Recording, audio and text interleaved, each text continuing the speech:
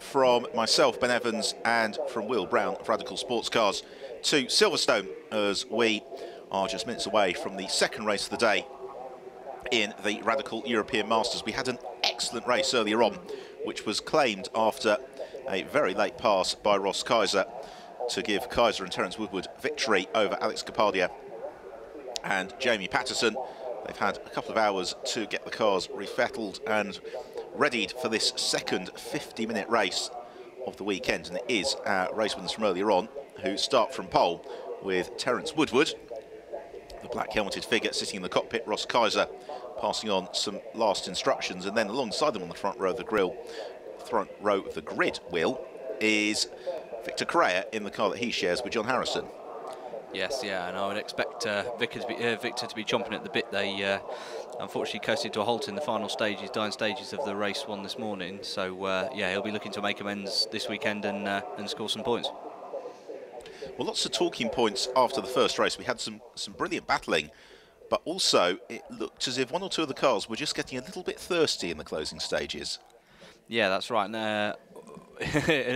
Yeah, and you could also see as well that the tyres were sort of starting to reach their kind of peak, possibly just past their peak at the end of the race, certainly in that fantastic dice between the two leaders. So this is how they line up then, with Terence Woodward and Victor Correa on the front row. Then is Chris Hyman and James Abbott on row 2, Jamie Patterson and Jamie Constable on row 3 from Ozzie Youssef and Andrew Ferguson. Watch for Chris Hoy from 9th. He went really well in race 1. And it's Andy Cummings in 10th, who was an early retiree, ahead of Shaheen Nouri and Nigel Greensall in 12th position. And we've got Jack Bartels and Brian Caldwell. Manhal Alos well down in 15th, ahead of Marcello Maracchiotto. Then it's Peter Belshot and John Gandar. Touch and go whether Scott Morvan will be there in 19th, alongside Roger Green, with Stuart Mosley and Alain Costa completing the grid. So they're about to set off for their formation lap behind the pace car, and then it will be a rolling start, a 50-minute race. The 10-minute pit window in the middle, where they've all got to make their mandatory pit stop. In most cases, they will be making a driver change as well, and it really is a glorious day here at Silverstone. And well, will it be the double for Terence Woodward or Ross Kaiser? Of course, by virtue of that victory, they then incur that additional pit handicap time, which you use, Will, to balance out performance. Yes, with 20 seconds added to a first place finisher, 15 to a second, 10 to a third place, and then 5 seconds for 4th and 5th respectively in each race. He's added to the following 2 races. So yeah, they'll be carrying quite a few extra success seconds, and ultimately that's really going to shake up the order in the mid-pack. The order mid-race of the pack, and you're going to find that Ross once again is going to have to fight his way back through the field and find himself lapping a lot of cars as he takes that on. I think that the really interesting factor here is going to be whether or not Victor Correa can get the jump on Terence Woodward early on, and the sort of buffer that he could potentially build for John Harrison, because we saw that car stop late on in race 1. They've got no success seconds, and therefore they could use a very rapid opening stint to their advantage. Yeah, that's right, and don't count out that RXC Spider of James Abbott as well. He had a difficult time in the first race, spinning out on the opening lap, so he's going to be carrying fewer success seconds in this race. And as a solo driver, obviously, he's really going to have the advantage of knowing how the car feels in the second half of the race. Yeah, and James Abbott, who literally seconds ago finished the International GT Open race, well, he certainly knows what the track conditions are doing at this moment in time, if nothing else. But we didn't really get any indication of James Abbott's pace in the first race earlier on, because he spun at the first turn and just got a glancing blow at the wrong angle, which did sufficient damage to put him out of the race, and certainly out of competitive running. But there he is, 4th in the queue, the bright blue Spider weaving its way down the hangar straight in the Supersport class, which is for the SR3 RSXs and the SR3s. Watch for that black and yellow car of Andy Cummings weaving along, number 6. Because again, he was an early retirement, and that car often goes superbly well when Bradley Ellis takes over for the second stint. Yeah, they're a really strong pairing, a really good Pro-Am pairing, and Andy's come on leaps and bounds in recent years, and yeah, he's undoubtedly going to be at the sharp end of the Supersports grid. So the Radical European Masters always can be relied upon for plenty of entertainment, and particularly around the Silverstone Grand Prix circuit, the heavy braking zones and the balance of performance amongst the SR8s and the Spiders. We saw a lot of overtaking. Yeah, and there's a couple of key points right across, the, a couple of key points around the circuit that have proved, prime overtaking opportunities for the Radical racers throughout this weekend, both in the European Masters, the SR1 Cup as well. So ultimately, through Stowe, the long corner after the Hanger Straight, the really heavy braking zone into Club, and then again the run into Brooklands has been a fantastic opportunity for a lot of drivers to overtake this weekend. So here is our pole sitter, Terence Woodward, winning the race just a couple of hours ago. And can he and Ross Kaiser repeat? Another car to watch for is going to be that third place car, Chris Hyman and Alex Mortimer. They finished in third place earlier on, but showed an excellent turn of speed as Bartels. They'll be wanting to get to the finish line particularly quickly, because I understand Al Mortimer's got a hot-footed off to Le Mans later this evening. It's just showing off, isn't it, really? Well, one of several drivers who needs to pack their bags for Le Mans, because we've got Alex Caparda as well, who's got a Le Mans 24-hour drive this week, and Chris Hoy, I believe. So I think Chris Hoy completed the test day, but he's looking towards a programme in 2016. Okay. But so, I mean, just the test day for Chris Hoy. The great thing about Chris is, as many of the viewers will know, he's a former SR1 Cup graduate as well. So he's worked his way right up through the Radical Racing ladder from track day rookie through the SR1 Cup, racing the SR3 and selected outings last year, and now in the Spider. So we see the cars starting to gather pace now as they form up for the rolling start. We'll look forward to this one as the pace car is about to peel off. The second race of the weekend for the Radical European Masters will be underway momentarily. 50 minutes is the race duration. We've got a mandatory pit stop to come, but now it is time for the drivers to turn their attention to the gantry as they head through Woodcote Corner. Who'll get the jump? Will it be Woodward or Carrera? We wait for the red lights to change as the drivers wait to pick up the throttle and sprint toward Copse, which they do now, and away we go. And who has got the advantage for Copse Corner? It's Victor Carrera, who is determined to turn through in the lead of the race as they all file through. And it is Carrera who takes the advantage from Woodward as James Abbott looks to challenge Chris Hyman for third position. Manhal also trying to gain ground early on. So it is Carrera from Woodward, then Hyman and Jamie Patterson. So James Abbott losing out. He slips down to fifth ahead of Ozzy Yusuf and Chris Hoy. Yeah, really good. And just see, that looks like Nigel Greensall there just managing to overtake Shaheen Nouri for that seconding the Supersports class as well. So battles right the way down through the field in those opening couple of corners. As Manhal Alos looks to the inside of Chris Hoy on the brakes into Stowe Corner, and Alos has started this race like a scalded cat. He's absolutely flying up into 7th position, and that was from something like 15th, 16th on the grid as they arrive into the Vale and then around Club Corner. 3 or 4 wide further back, Alain Costa, another driver trying to gain ground early on, just eases Nouri out to the curbs, and that potentially backs Shaheen Nouri into the clutches of Peter Belshaw as Andy Cummings towards the 4 of the Supersport runners. He's got Nigel Greensall closing onto his tail as Victor Carrera begins to try and make good his escape early on, and that's Greensall to the inside of Cummings to challenge for the lead of the Supersport class as Jaap Bartels looks to try and overhaul Chris Hoy. That doesn't quite work out. Really, wherever you look in these early stages, there are some great scraps. This is the Supersport battle. It's Cummings from Greensall and then Stuart Mosley. Yeah, and Manhal Alos now starting to pressure, looking to the inside of Ozzy Yusuf there. Doesn't quite make it stick, but it's only going to be a matter of time before he's able to find a way past, of course, British GT racer Yusuf as well. And for Manhal Alos, he was caught up in the shenanigans that we had early on in the first race. Never really featured after that, as now a challenge for third place as Chris Hyman looks to reclaim the position from Jamie Patterson, but Patterson able to keep Hyman behind him as they turn through Copse Corner, heading on towards Maggots and Beckett's, and then James Abbott just beginning to gap Yusuf, who is defending from Alos. At the same time, they're pulling clear of Chris Hoy and Jaap Bartels, who are engaged in battle through Beckett's. Here we go, the red car of Hoy, the white car of Bartels, and then they've got Alain Costa charging in onto their tail. And to change the lead in the Supersport class, it's Greensall who is ahead of Andy Cummings, and then we've got Stuart Mosley, who is about to pass Cummings as well as they head down the Hanger Straight. Oh yes, yeah, and really ran right wide out onto the exit there, and just about managed to keep control. And yeah, that was quite a brave pass there, quite early on as well. Yeah, I get the impression Andy Cummings maybe, or I get the impression Stuart Mosley didn't think Andy Cummings quite gave him enough space as Bartels and Chris Hoy continue their scrap. Mosley looks to get onto terms with Greenstall, and then we have got Marcello Maracciotto, who moves clear of Andy Cummings as well. The next queue of cars is Brian Caldwell, and he's got Shaheen Nouri, Peter Belshaw with him. So there is the race leader, Victor Correa, who is doing all he can to ease away from Terence Woodward. Correa looking to give John Harrison as much of a buffer as he can for the second half of the race. Woodward, in turn, has got the advantage over Patterson, and then Hyman being reeled in a little bit by James Abbott, Ozzy Yusuf and Alos running as one.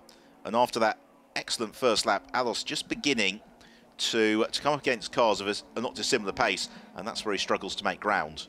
Yeah, that's right. And again, looks in the same place as he did on the previous lap. Just on that, it's a good opportunity into Brooklands. You've got a lot of time to gain momentum coming out of Village, and the switch back there works so well this morning for Kaiser on Capadia. Hasn't quite made it stick this time though.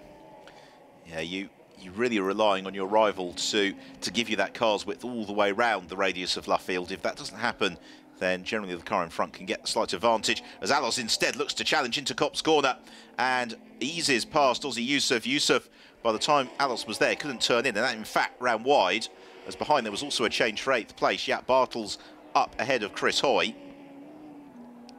So through Beckett's and Hoy already being caught by Alain Costa. Manhal Olos, another driver who's not going to be troubled by success seconds in this race. If he can stay within 15 or so seconds of the lead, then he could really feature as we get towards the closing stages.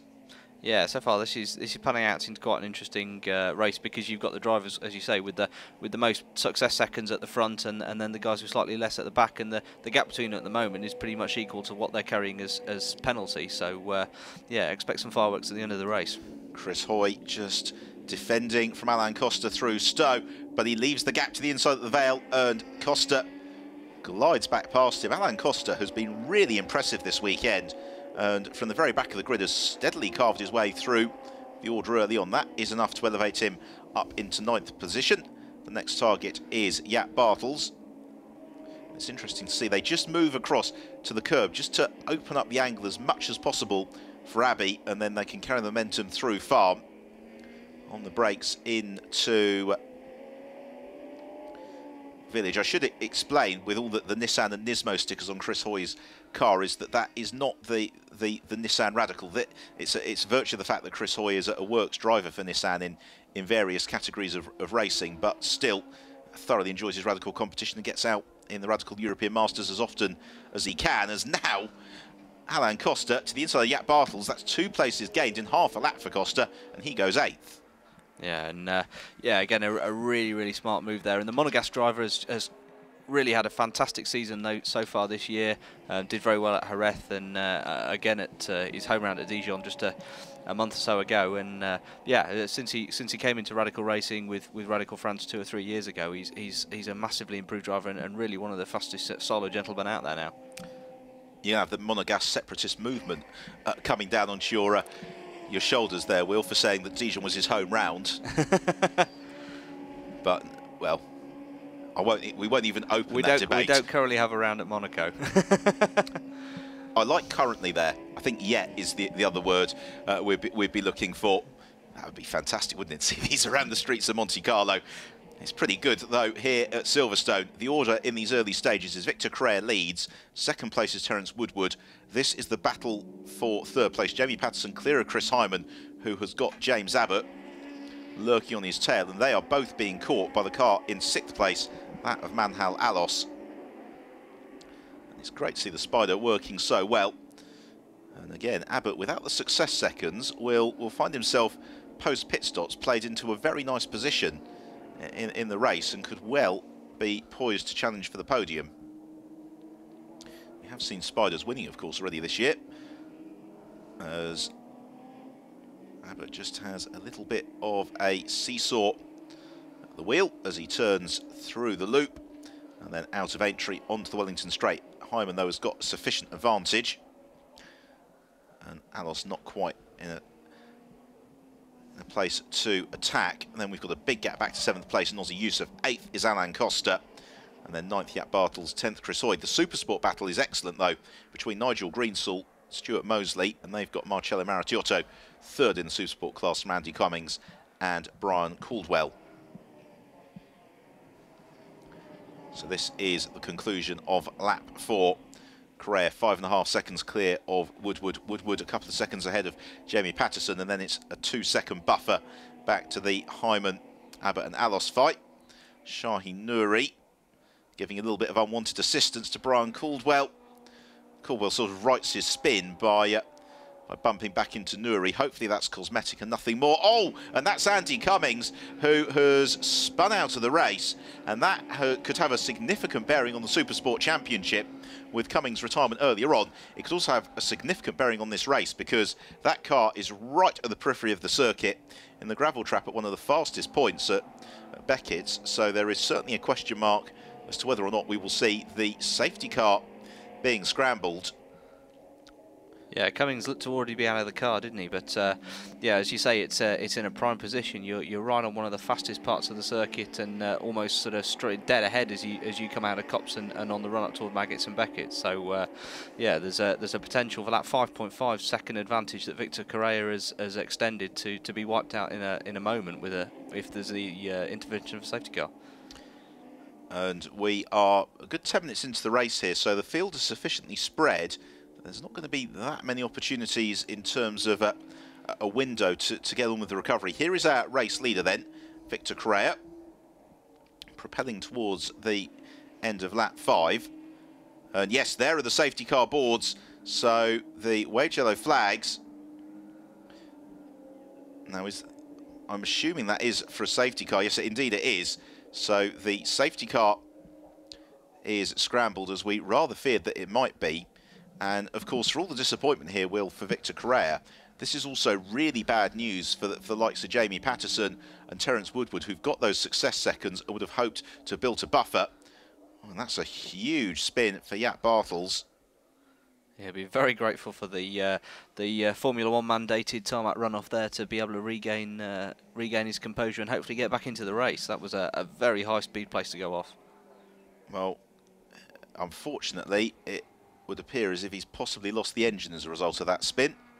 Marshall's trying to give some assistance to Bartels, who had 2 rotations in race 1 and a much bigger one in race 2, but that is the reason for the safety car. We've got Andy Cummings vacated SR3 right at the proximity of the circuit, and anybody else who were to go skittering wide at Beckett's would find themselves in close contact with it, and that is the reason why we've got the safety car out and we have got the race being brought under control. But yeah, as we were saying, for Woodward and Patterson, their chance to build some ground over those who don't have success seconds, that has gone away.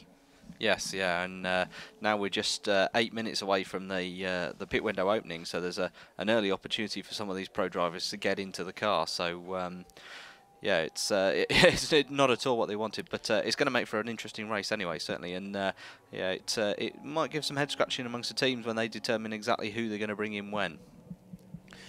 Exactly. What it potentially serves to do is you can almost certainly guarantee that Victor Correa is going to be in that car right until the end of the pit window.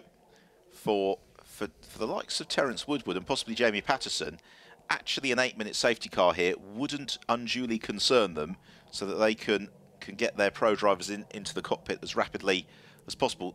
For the likes of Manhalas, this is great news, because they don't have success seconds, and they would probably be, certainly Alice would be confident that he is quicker than John Harrison in the second half of the race. Yes, or really. There's not much between them, and therefore to have that gap whittled away to nothing is hugely beneficial. As you say, ultimately it determines how long this safety car period lasts is what's going to determine the outcome of the race. Because if we have a restart, then that could shake it all up again. Really, it's all down to just how many laps this recovery takes. So the sun shimmering off the Cars the Radical European Masters Championship.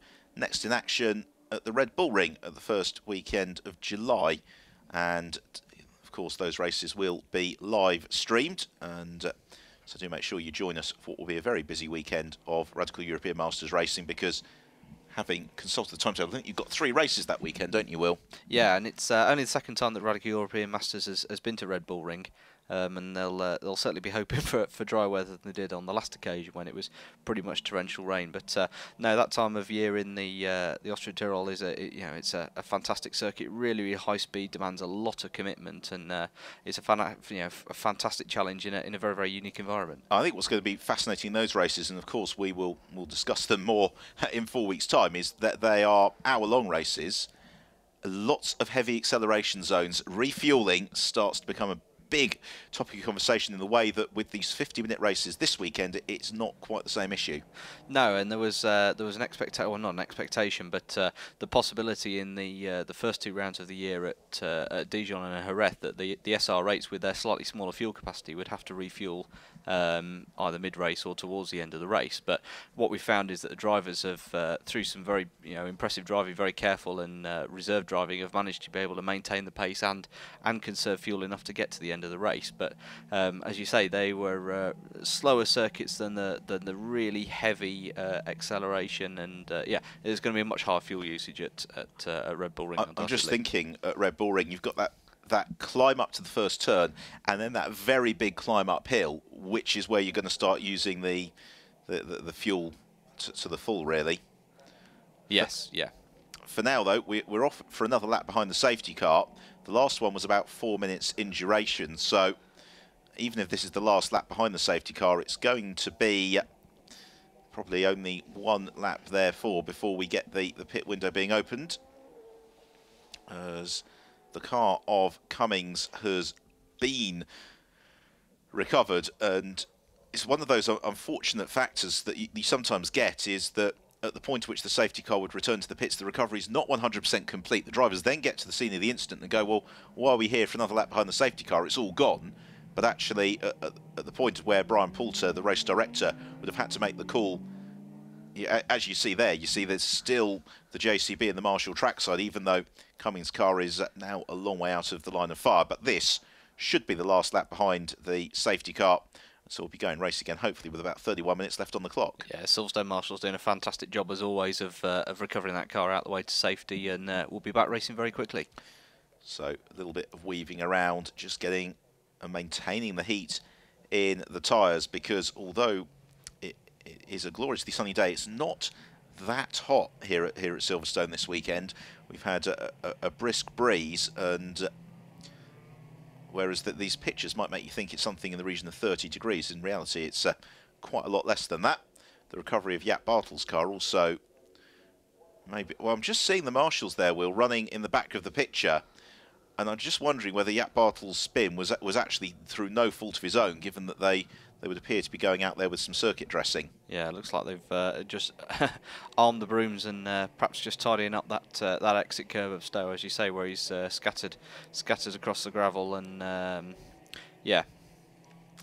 So in the Supersport class, it's Stuart Mosley who leads that from Nigel Greensall and Marcello Maracciotto. There is Brian Caldwell, who would appear to be none the worse for wear after that slight contact with Shaheen Nouri.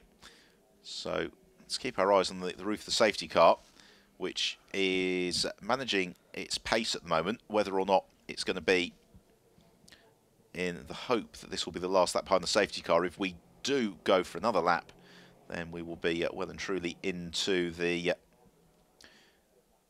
pit window. It's a pity, because we've had plenty of racing at Silverstone this weekend. This is the first excursion for the safety car. But what that does is force a lot of agility from the teams in there, thinking about what they're going to do in terms of some of the strategies for the remainder of the race. So we are on lap 7. It's a 50-minute race. And where is the safety car? The lights are still on, but we'll have to keep an eagle eye on it down the Wellington Straight to see whether or not possibly they flash out, and then we'll be able to get back onto where there's a good view of Nigel Greensall and Marcello Maracciotto's SR3 RSXs, which is the new for 2015, iteration of the SR3, and I just love the front splitter on that car. It looks so mean and menacing. Yeah, and it's a very deliberate design, because the double tunnel effect of that front diffuser, as opposed to the flat diffuser that you flat front diffuser that you see on the SR8s, there is designed to really add a lot more downforce, particularly in the braking zone. So when you come under heavy braking and the front of the car dives down, you still want to, you still want to maintain a small amount of airflow under the front of the car to give you that front end grip, and that's what the double tunnel permits. Lights are still on the roof of the safety car, and therefore we are going to be getting another lap behind the safety car here at Silverstone. It's going to take us into the pit window, and a little bit frustrating for the drivers. They were just starting to get into the rhythm of the race, and to be all bunched up like this as you go into the pit window can feel a little bit underwhelming sometimes, but it's the way that racing goes. It's been, for most of the season, a very clean year of racing in the Radical European Masters. When you've got a car that's off the road right at the edge of the circuit, the interest of safety, of course, comes to the fore. Well, there is Jean Gandart in his Spider, and he has got Brian Caldwell and Roger Green just in behind him. And that lap behind the safety car, a much slower one. I think they were really hoping to get the race underway, because it was a 4 minutes 34. Yeah, and of course, one of the things we were talking about earlier is whether or not the SR8s would need to refuel with these 3 laps under the safety car. I think it would be pretty safe to assume now that they'll be able to run all the way to the flag. Yeah, I'm sure that there are some abacuses, or at least the smartphone abacus app being pressed into use in the pit lane now to make sure that that's the case, because Silverstone is a high fuel consumption circuit. And there is our Supersport leader, Stuart Mosley, who has got Nigel Greensalt lined up behind him. There is Peter Belshaw, he and Phil Keane triumphant in the Supersport class earlier on. And then Shaheen Nouri just behind Jean Gandart. And Brian Caldwell, another SR1 Cup graduate. So we're on lap 8 of the race. We are at exactly half race distance. Victor Crair leads it from Terence Woodward, Jamie Patterson. Well, not quite at half race distance, my mistake. We're 5 minutes away from half race distance. Victor Crair leads from Terence Woodward, Jamie Patterson, Chris Hyman, and then James Abbott. Here is the 9th place car of Chris Hoy, as the safety car is going to be coming in at the end of this lap. So the circuit dressing that needed to be applied has done so. And this is the point at which Carrere can start thinking about, he's probably going to have 3 laps, isn't he, before we get to the end of the pit window opening period, and what sort of ground Carrere can make up in those 3 laps. Yes, yeah, and then looking at his opening pace, just looking here. Yeah, I mean he's some 1.4 seconds faster than Terence on paper at least. So yeah, there's the opportunity for him to draw out a good advantage, but he's got to be really careful, because you know what we did see this morning was a narrow, very narrow opportunity that Scott Malvin and Nick Jones nearly missed the pit window completely, but which is always a possibility, and has happened several times this year. Well, Victor Crair, during the opening exchanges, was 1.2 seconds a lap quicker than anybody else in the race, with a personal best for Crair of a 2 minutes 0.040. The next best lap in the race so far has come from Manhal Alos, a 2 minutes 1.263. So now it's the responsibility of Correa to pace the field down the Wellington Straight. He'll be looking for as good a getaway as possible. As here is our Supersport leader, Stuart Mosley. Again, he'll be looking to go reasonably deep into the pit window. So we're going to have in the region 27 3/4 minutes left on the clock by the time that we get going. So that's going to leave time for, yep, 3, maybe 4 laps before the pit window closes. So let's see here if anybody chooses to dive into the pits before the safety car, following the safety car into the pit lane. Well, the pit window open board wasn't displayed, was it, last time they came past, because we had still more than 30 minutes left on the clock. Changes on. Nobody's going in on this occasion, and Correa leaves it until very late, and now away he goes and tries to get the jump on Terence Woodward. Woodward, though, could see that one coming a mile off. In fact, they all could. So Correa's great escape doesn't really play into an awful lot, as James Abbott has to defend from Manhal Alos into Kopp's corner. Ozzy Yusuf and Alan Costa, involved in that scrap, as already the leading trio easing away from Hyman, Abbott and the rest of them. Oh, and was there contact into Beckett's? No, there wasn't. James Abbott closed the door on Manhal Alos very late, and Alos just had to dive on the brakes a little bit. That gap opened out to 6 or 7 car lengths, and Chris Hoy's had a good restart. He's moved away from Stuart Mosley as Correa leads the pack down the hangar straight. Yeah, Correa really caught the rest of the pack napping there and got on the power nice and early, and yeah, gave himself some good fresh air as safety car peeled back in. Alain Costa looks to the inside of Ozzy Yusuf, and Correa gets caught out by the circuit dressing at Stoke Corner, and it gives Woodward the opportunity to possibly challenge, but also we've got Jamie Patterson right in pursuit of Terence Woodward.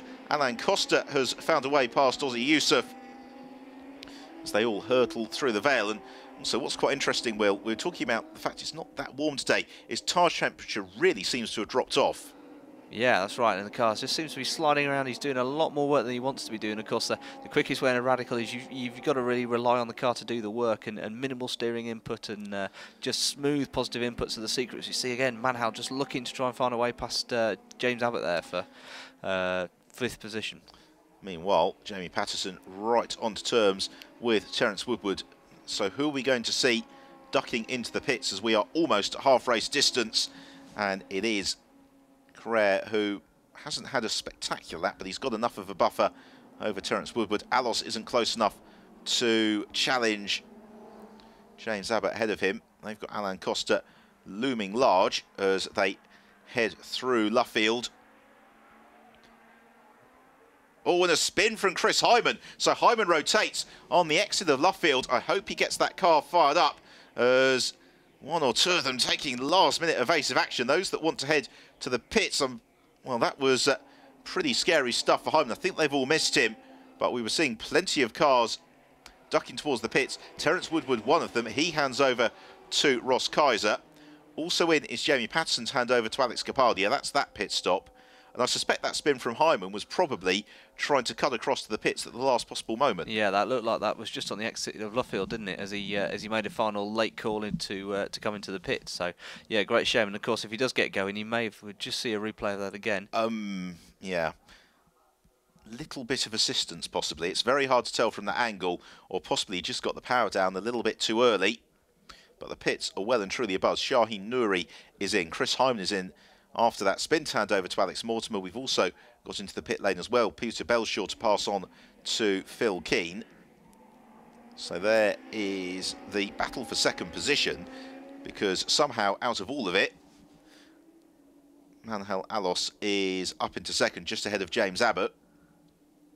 So there is Alos, Abbott, and then Alain Costa, with Ozzy Yusuf just in behind. Of course, the single driver entries, they've got no particular requirement to dart into the pit lane at the opening of the window, so they can do so at their leisure. And I suspect that for Abbott and Costa, it's just seeing whether or not they get delayed a little bit by Manhal Alos before they make the call as to whether or not to pit at the end of this lap. So down the Wellington straight, we have got 23 3/4 minutes remaining as Costa looks to the inside of James Abbott. Abbott moves across, makes certain that Costa can't squeeze up the inside as they then turn through Luffield, who heads to the pits on this occasion. None of that gaggle of cars, so they power through into the 11th lap of the race. Victor Correa, his advantage is almost 6 seconds over Manhal Alos, with then Abbott in third, Costa, Ozzy Yusuf, Chris Hoy up to 6th place, and then Stuart Mosley remains the Supersport leader from Nigel Greensall. Pretty much everybody else in the race has pitted.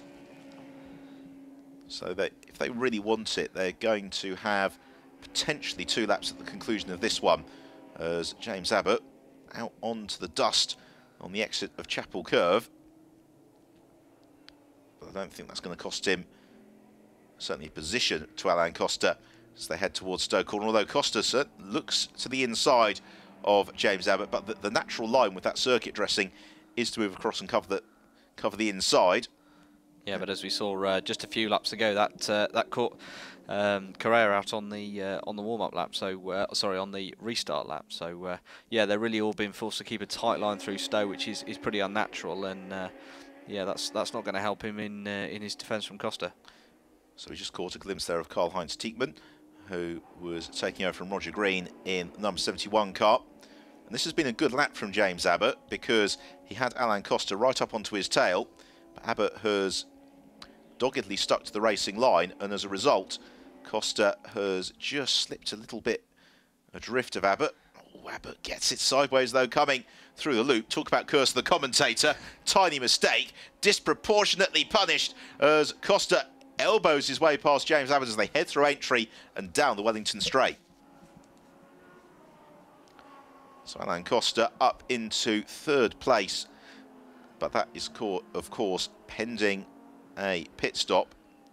Here's another look at it, and it was just that little wobble through the loop, and Costa able to make the move stick through Aintree. Yeah, and of course these cars have got huge, enormous amount of aerodynamic grip through the high speed, and there we see Mosley just getting past, possibly a little bit of oversteer there for Hoy, and Mosley was able to take the advantage and pass him. Well, we've got a replay of race one now because Alex Capadia has emerged from the pits just ahead of Ross Kaiser. Meanwhile, this is our race leader, Victor Correa, who is in to hand over to John Harrison. Also in is Alain Costa.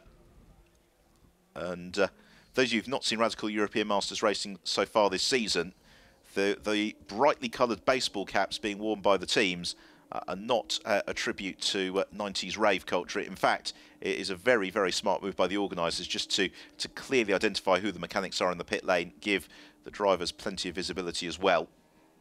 Yeah, with the two driver teams, permitted two mechanics to work on the car, and with the single driver team, it's sorry, three mechanics to work on the car. Two driver team, it's just the two, because obviously with a and we're just seeing Screensaw past Hoy. Yeah, that's right. So those two very similar liveried cars there. Yeah, with the single driver pit stop, of course, it's slightly easier because you're not having to do the seat belts as well. So to balance that situation up slightly, they have one mechanic less. So powering through Woodcote Corner, this is the battle between Capadia and Kaiser, exactly as we were in race one. And as you can see, John Harrison has emerged from the pits, probably about 10 seconds clear of those cars chasing him down. So this is going to be a thoroughly intriguing second phase of the race. Manhal Alos is yet to make his pit stop. He's the only driver who hasn't done so. So there is Ozzy Yusuf, who has pitted in, as he has emerged ahead of Capadia and Kaiser. And the reason for that, of course, is the way the success seconds have balanced out, as now Kaiser looks to make the move on Capadia down the back straight, and Ross Kaiser is going to sneak past Capadia, who couldn't quite defend it. Kaiser, though, on the brakes, squeals through Stowe, and we've got Alain Costa and James Abbott in contention. Capadia looking to fight back into the Vale and sees a space to the inside of Ross Kaiser and is going to take full advantage. Can he hold the inside line for Club? Yes, he can. Kaiser, though, sees a gap opening up as they come to the conclusion of Club and may reclaim the place, particularly as Alex Capadia runs wide, goes elbow to elbow with Kaiser, but the latter has the inside line for Abbey and finally completes the pass. Capadia runs a little bit wide, in fact, and slips into the clutches of Alain Costa. Yeah, running side by side into Club, there really is no space to go to abreast there, and he was left with no option other than to run right wide out onto the curbs. But no, a textbook move, really. And as Costa closes up on Capadia, that gives James Abbott the opportunity to gain some ground. So the order of those that have pitted is John Harrison, who is clear of Ozzy Yusuf, and then we have got Ross Kaiser, Alex Capadia and James Abbott, but it all depends on where Manhal Alos feeds back into this train in terms of understanding the battle that we're going to have in the remaining 18 or so minutes of this race. As they blast through, it's the end of the 12th lap of the race, and the reason why the lap count isn't that high is that, of course, we did have that 10 minutes or so behind the safety car just in the build-up to the pit window opening. And there's an opportunity for Abbott to pass Costa as well, so he's now up to 6th position. So now Ross Kaiser already on to terms with Ozzy Yusuf. This is a pass for the podium potentially, because Manhal Alos would appear to have fed out of the pits well behind this battle, as through goes Ross Kaiser, and that is second place for Kaiser. So Ross Kaiser snatches second position from Ozzy Yusuf. John Harrison, the race leader, is 8 or so seconds ahead of this group. We've got a stop and go penalty for Karl-Heinz Tieckmann for a pit lane infringement, and now it's the turn of Alex Capodia to think about demoting Ozzy Yusuf as well. Yeah, it's interesting watching them come through Stowe there. They're really having to treat the concrete dust that's been laid down for the fluid that was left there almost pretty much as a wall, and stay right close up to the inside of Stowe, a very unnatural line, and yeah, that's what's making it a real challenge on the traditional overtaking opportunity into club. Must make it slippery as anything as Capodia looks to the inside at the last minute of Ozzy Yusuf. Yusuf saw him coming but was equally determined to close the door. He succeeded in doing that without incurring any contact with Capodia, but Capodia's got the run down the Wellington Straight. At what point does he look to make the challenge as he eases to the inside of Yusuf and slides past into third position? We'll get confirmation of that as they head over the start and finish line at the end of the 13th lap of the race. We'll understand the differential. So across the line has gone our race leader John Harrison. His lead over Ross Kaiser is 5.8 seconds. In third place it's Capodia, a further 2 seconds back. Fourth is Ozzy Yusuf. Fifth is James Abbott. Sixth is Alain Costa. And I just wonder, Will, whether or not Manhal had a bit of a problem or something during the pit stops, because he seems to have come out a long way behind where I was expecting him to. Yeah, and he's quite a long pit stop time as well. He's got another, well, not so much, but yeah, absolutely. As you say, you would have expected him to have been challenging for a podium position at this point. We just see the pass there, a replay of the pass there by Capodia, and in the end, a fairly straightforward move. Well, this is beginning to look very good for Ross Kaiser, because he is catching at the rate of about 3 seconds a lap the race leader John Harrison. Harrison's lead is just under 6 seconds, and therefore within the next couple of laps it would be not unlikely that we see Harrison being demoted by Ross Kaiser, and that would give Kaiser and Terence Woodward a pretty remarkable double victory here at Silverstone in the Radical European Masters, as Harrison glides his way through Abbey and Farm on the brakes, snicks down through the paddles and around Village into the loop, and then propelling himself on towards Aintree.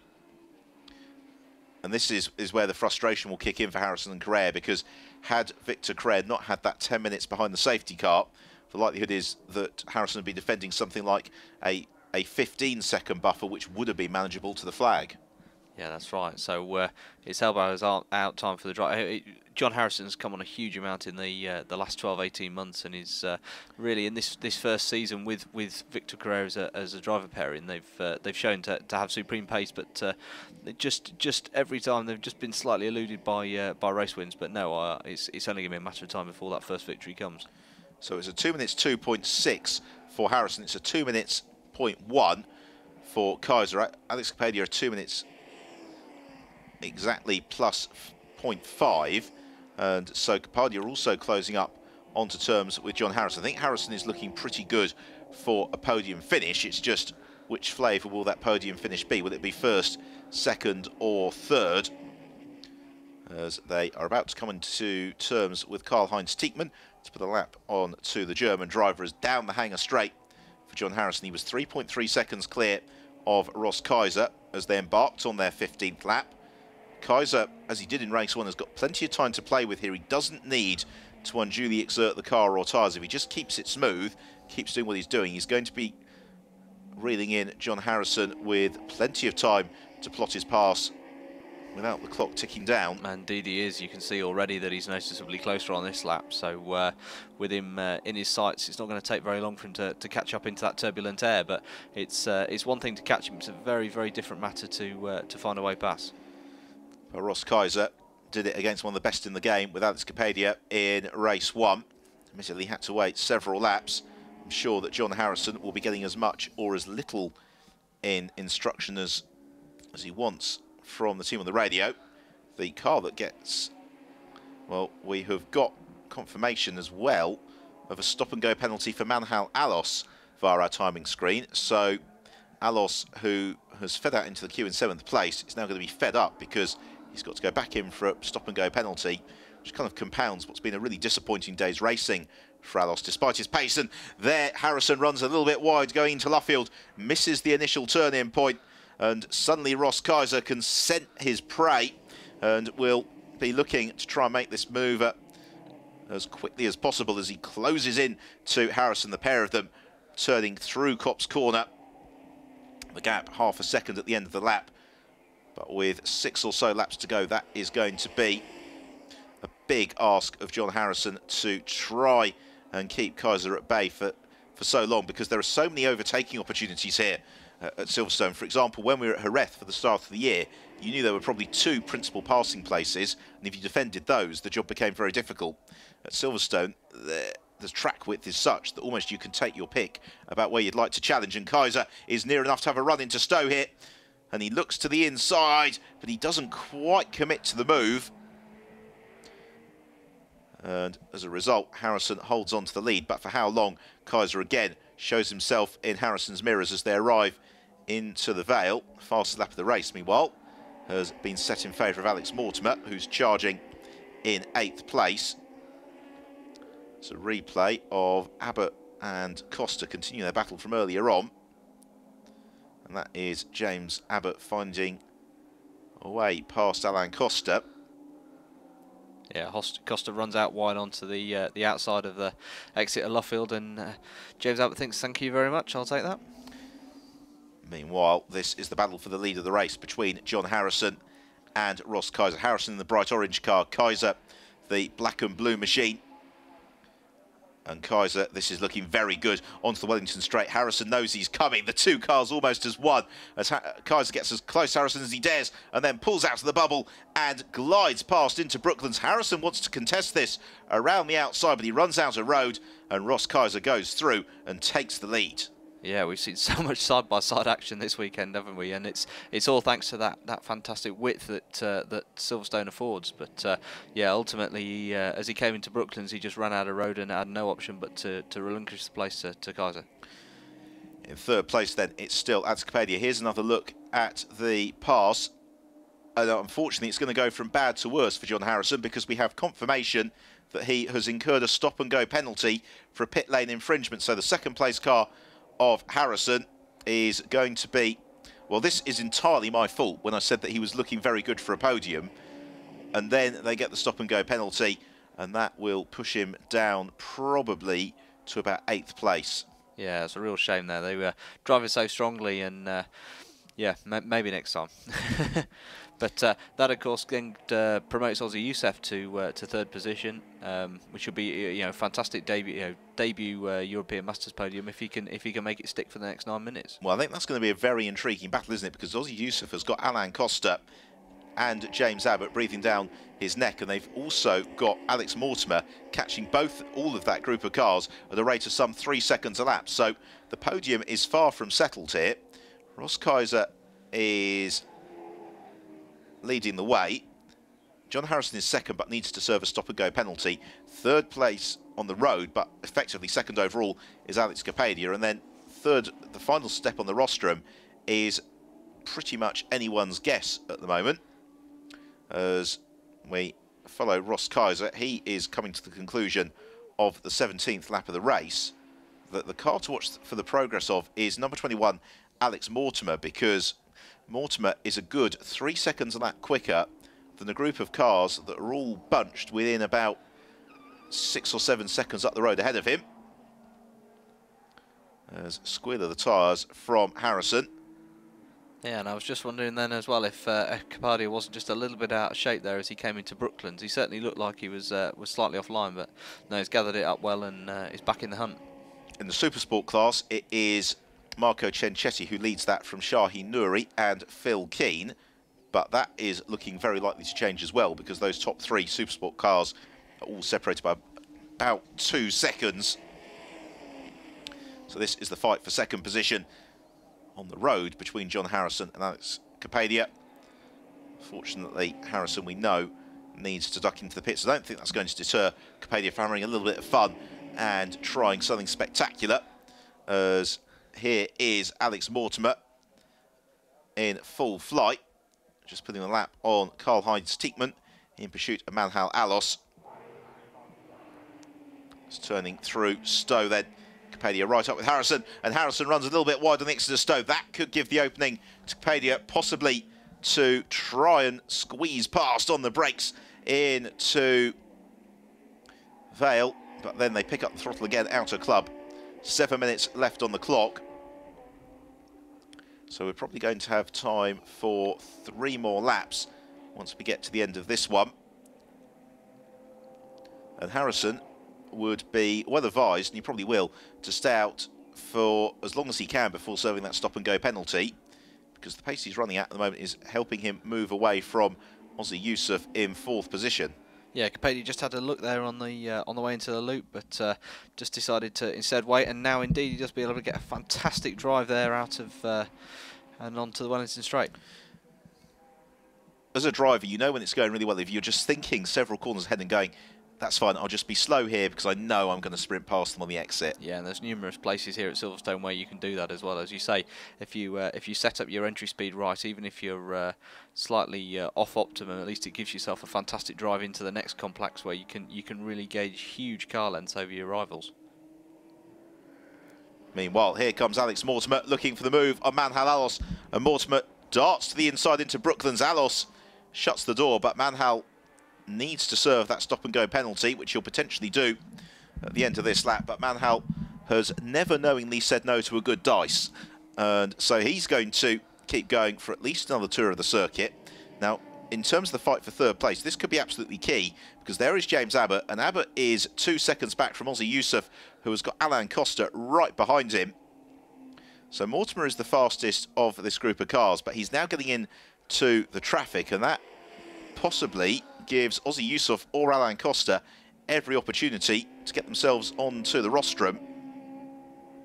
Yeah, this is causing a real headache for Mortimer, actually, because, of course, as you've previously sort of mentioned, Alos is one of the toughest defenders out there. He's got a really sort of a very robust defence. He can make that SR8 incredibly wide. So yeah, this could be a real problem for Alex, and he's in danger of dropping off from the rest of the field. Well, this is the fight for 3rd place we're watching just at that moment, which was Ozzy Yusuf and Alain Costa, as Alos continues to defend from Alex Mortimer.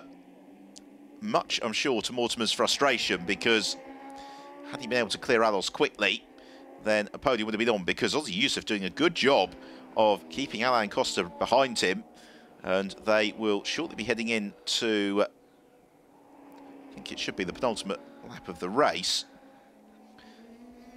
And yeah, Alos has got to be, Alos, I'm sure, will pit at the end of this lap, because beyond that he's going to start incurring the wrath of Brian Poulter for not serving the stop-and-go penalty. Yeah, that's right, but obviously whether or not, I'm not entirely sure whether Alex Mortimer is aware of that fact, because he seems to be trying to find every available opportunity to make his way past, rather than just trying to conserve his tires. Again, so another brief look there on the way to Brooklands, and yeah, he's just not quite got enough momentum to make it stick. Well, the frustration here for Mortimer is that he is 3 seconds a lap quicker than the fight going on for effectively 3rd place ahead of him on the road, as only now does Alos veer across at the last moment to serve his stop-and-go penalty.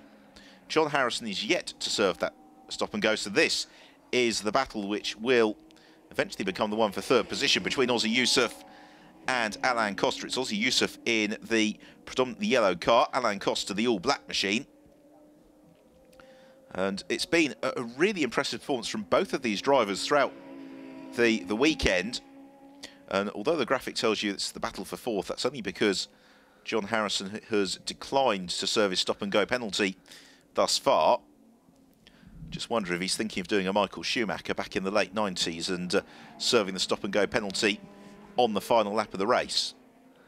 Yeah, and you see Costa just briefly brushing the concrete dust again there as well. He'll want to stay really much tighter in there to keep on the back of Youssef, which, you know, Youssef have a lot of experience as you say in British GT in the GT4 category, and he's putting it to good use this weekend, and he really is having the drive of his radical career so far here at Silverstone. So they turn through Abbey. We are into what I believe should be the penultimate lap of the race. It's going to be touch and go whether we squeeze one more lap out of it, depending on the pace of Ross Kaiser. Waiting for Kaiser to flash through. He's lapping in the 2 minute exactly bracket. And Kaiser goes across the line now with exactly 2 minutes left on the clock. So whether or not we're into the last lap, I think we will find out very late on. Already you can see the pace of Alex Mortimer. He is right onto terms with James Abbott already, as Alain Costa, possibly those early heroics, are just beginning to translate into some tyres that are past their best, because he's scrabbling for grip in the slower corners. So through they go. Harrison hasn't served the stop-and-go penalty. And here is Ross Kaiser. I think we just saw Mortimer there just getting the drive out of Woodcut, and a little bit of flapping bodywork there. That's not going to help his concentration in these final stages of the race. So this is probably going to be the final lap of the race. Ross Kaiser leads it by 7 seconds. I'd be very surprised if the 360 team don't get on the radio to Ross Kaiser and say, just back it off by a couple of seconds so we can make sure we take the flag. Because for every lap you run, even when it's going as well as it is for Ross Kaiser, there's still that risk of something that could go wrong. Yeah, as we've seen at the very highest levels of endurance racing, you know, in the past at Le Mans, that's things can go wrong right on the very last lap. So yeah, as you say, I'm sure he's on the radio, just going to bring a couple of extra seconds into this lap and make sure that he takes the checkered this time around. So he heads through the loop, and it is looking very good for a double victory in the Radical European Masters here at Silverstone for Ross Kaiser and Terence Woodward. Kaiser heads down the Wellington Straight for the last time as he turns into Brooklands and then heads on towards the right-hander at Luffield. And this has been a perfectly judged race weekend for Woodward and Kaiser. Two fine drives from Ross Kaiser. He accelerates through Woodcut for the final time and accelerates on to not take the checker flag, as far as I could work out then. So as the clock exactly ticked to 0, the race is going to continue for one more lap. I'm just wondering, yeah, as you say, I'm wondering if he's realised that and will continue on. It certainly looks like he's continuing at race pace. Well, we didn't see the checker flag go out, did we then? And I am slightly surprised, actually, the 360 Racing team didn't tell him to back off by several seconds. No, he's just got a little bit of extra traffic to contend with now as well, which is, yeah, I'm sure it's not going to help his heart rate one bit.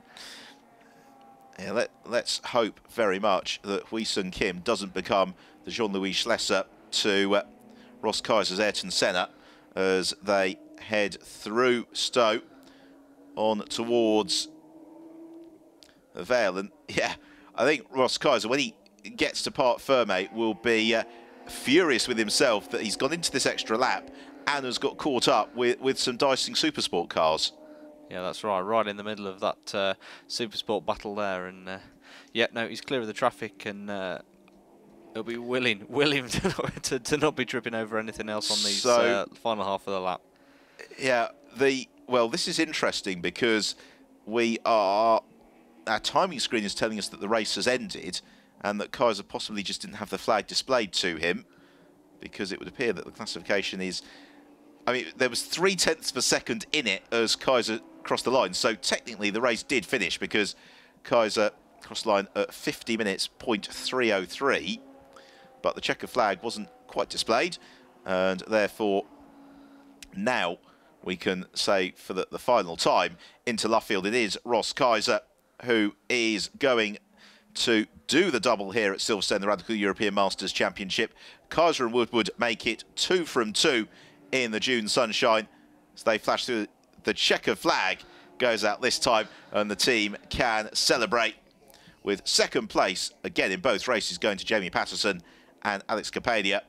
And John Harrison, Victor Carrera, they're going to take third on the road, but in reality, that is going to be amended because of an unserved stop-and-go penalty for John Harrison. So Ozzy Yusuf will claim fourth on the road, but I suspect he will be elevated up to the rostrum with then an excellent drive from Alain Costa to finish just off the podium. In fact, Mortimer on the last, well, this will take some sorting out. Mortimer on the last lap, finding a way past Ozzy Yusuf, as we thought may happen. But a little bit of a scrappy end to the race in terms of whether or not this last lap will count.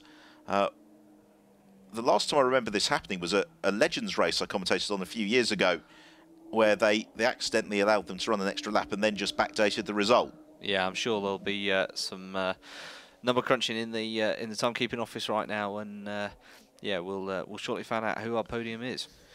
There's no doubt about the winners. That was Ross Kaiser and Terence Woodward. No doubt as well for second place, Alex Capadia and Jamie Patterson. Third place, we'll find out in due course in the Supersport class. Well, that was won by Marco Cencetti and Marcello Maratiotto from Shaheen Nouri, and then Phil Keane and Peter Belshaw. So next up, weekend of racing for the Radical European Masters. Next in action, first weekend of July at the Red Bull Ring in Austria. We will be bringing you coverage, of course, of all of those races, so do make sure that you join us as Kaiser brings the car round, waves to the marshals, gives a thumbs up to the spectators, and then heads on towards Parc Fermé and the podium. So we'll have a look at the result, which will come with the caveats. There might be a little bit of juggling to do with it. So Terence Woodward and Ross Kaiser winning it from Jamie Patterson and Alex Capadia. Third place will be up for debate. It will be one of John Harrison and Victor Carrera, Chris Hyman, Alex Mortimer, or Ozzy Yusuf. Alain Costa then in sixth from James Abbott, Manhal Alos. Chris Hoy, great weekend for him, 2 top 10 finishes. And then Marcello Maratiotto and Marco Cencetti, they win the Supersport class from Shaheen Nouri, and then Peter Belshaw and Phil Keane, with Jean Gandar in 13th, ahead of Brian Caldwell. One or two of them, unfortunately, disappearing along the way, including that safety car that we had after the departure from the race of Andy Cummings, and yet Bartle's big spin as well at Stowe. So applause from the 360 Racing team as they do the Silverstone double into Parc Fermé for Terence Woodward and Ross Kaiser. 2 from 2. Perfect performance. Capadia and Jamie Patterson. Weekend, a great performance. Just didn't quite have the margin that they needed to keep Kaiser behind them. Capadia unclips his helmet. He will be alongside Alex Mortimer off to Le Mans in fairly short order. So let's take a look back at the highlights of the race, as off the line it was Victor Carrera who jumped into the early advantage, determined to get the jump on Terence Woodward as they went through Copse Corner. It was a flying first lap from Manhal Alos as he scythed up through the pack. Alos then able to move clear of Ozzy Yusuf. Another driver who was in fine fettle was Alain Costa, as he, from the very back of the grid, begun to pick his way up the order. Well, as Carrera extended his advantage out front, Ron Caldwell and Shaheen Nouri had a little bit of a tangle. And then we had the safety car as a result of Andy Cummings' spin, and also that moment for Jaap Bartels. Once the safety car retreated, we were fully into the pit window. Got a little bit lively as several of them looked stuck into the pit lane.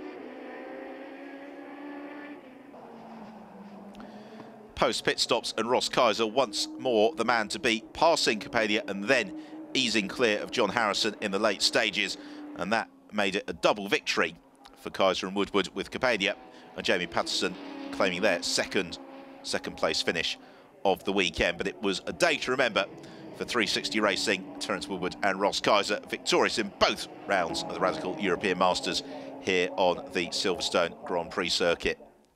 Well, thank you very much for joining Will Brown and myself, Ben Evans. We will see you again in a few weeks' time as the season continues at the Red Bull Ring.